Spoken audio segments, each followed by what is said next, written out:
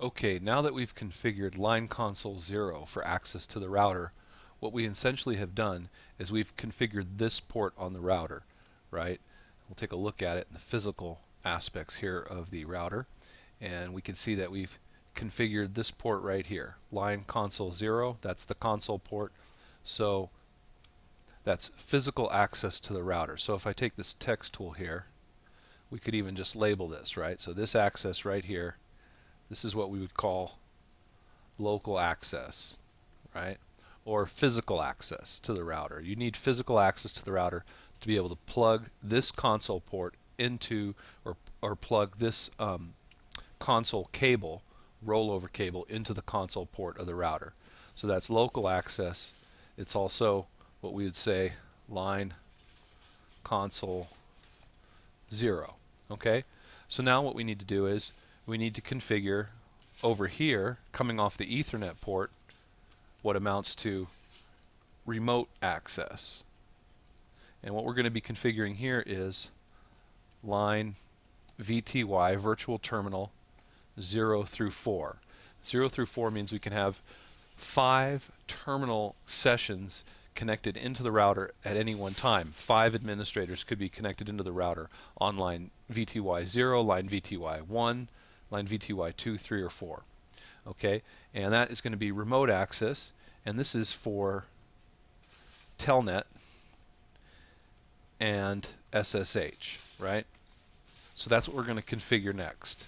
Now there is one more port that we could connect into the router if we wanted to, and that would be for, let's say, auxiliary port for a modem, which is also going to be a form of possible remote access because it's supposed to be connected to a modem. But in this case, if we're not planning on using it, then we shouldn't configure it, right? We shouldn't configure and enable interfaces that we don't plan on using. Okay, we configure line VTY much the same way as we did for line console 0. You need to be connected into the router for the first time you set this up, probably through your laptop. You would normally, as I've shown, you would normally hyperterminal in by opening up your PC and opening up hyperterminal or PuTTY and then getting terminal access to the router. But for the sake of this lesson, I'm going to just click on the router and go to the command line interface tab because it's easier to see. All right, and we're going to need to type enable. Now let's just verify here that we've set up the router. Okay, we've set up line console 0 because the first time we connect to it, we have to put in a password, right? So line console 0 has been configured. Now what we're going to do is we're going to configure line VTY.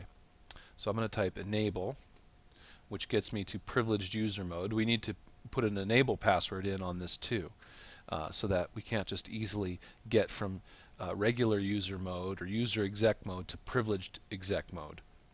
So we'll do a configure tab completion, TER tab completion terminal. That gets us into global config mode. So now that I'm in global config mode, the commands are very similar to establishing line console 0. You're going to type line VTY space 0 space 4, hit enter. Now you're in configuration line command mode, and now you can type password Cisco. Of course, you're never going to use such a simple password as the name of the manufacturer of the device, but in this case it's just for an example. Password Cisco, and then type login, and then end, and now it's set up. So once you're back in privileged user mode, which is the # prompt here, you can do a show run, hit tab to see the full command, which is show running config. And you don't have to put in the full command, you can just type show run, hit enter, and you've got the running configuration file. And the running configuration file means that this configuration file is a configuration file right now stored in memory. If the router was to lose power and restart, this configuration file would not be saved and you would have to start all over. So I'm going to, you can see the more prompt here. I'm going to have to hit my space bar to go down through the configuration file, and at the bottom you can see that line VTY 0 to 4 now has a password Cisco and has the login command enabled. So now we are able to telnet into the router. Now, like I said, this has not been saved. So what we want to do is we're going to copy run tab. We want to copy the running config in memory, in RAM, to, and put space here, and put STA, and then hit tab, to startup-config, which is the configuration file that is stored in NVRAM, which is non-volatile RAM. And so essentially what this command does is copy your running configuration essentially to your non-volatile RAM, which is going to save your configuration file. So now it prompts you, do you want to use the default name startup config? And for the purposes of this assignment, we'll just hit enter, which will take the default, and now we've saved our configuration file. Alright, now let's see if we can telnet into the router. So now that we've set up remote access, right, we should be able to telnet into the router from a PC on the network that's connected to the same network or has access to that network. So if this router here is located at, we've already configured the IP address to 192.168.1.1 right here, then we need to configure this PC so it can talk to this IP address. So we'll open up the PC. The PC also has tools for configuring it. Go to the desktop, IP configuration. We'll give it an IP address. We'll give it a subnet mask. We'll give it the gateway, which happens to be the router. Alright. And now we can test communications by opening up a command prompt and running a ping echo request to the router, which we can receive. So we've just tested layers 1, 2, and 3 on the network model. ICMP ping tests layer 3 and 1 and 2. So now that we've done that, what we can do is try to telnet in. We'll type telnet, and we'll type 192.168.1.1, which is the IP address of the router. So now we're going to attempt to telnet in. We hit enter, and sure enough, it asks us for our password.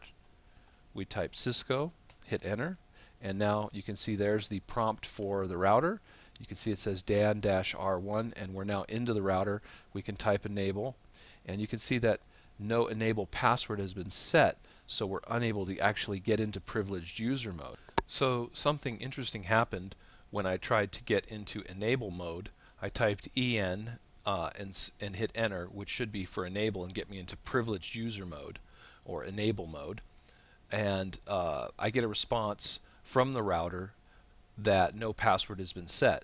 So I'm unable to get to privileged user mode from telnet remotely if the enable password has not been set on the router. So we need to do that next. So now what we'll do is we will pretend like we're consoling into the router from the laptop, but I'm actually just going to use the command line interface by clicking on the router so it's easier to see. We'll put in the password and we'll type enable. Notice how we can get in from console by typing enable and get to privileged user mode. Then we're going to type conft, which is short for configure space terminal, and that will get us into global config mode.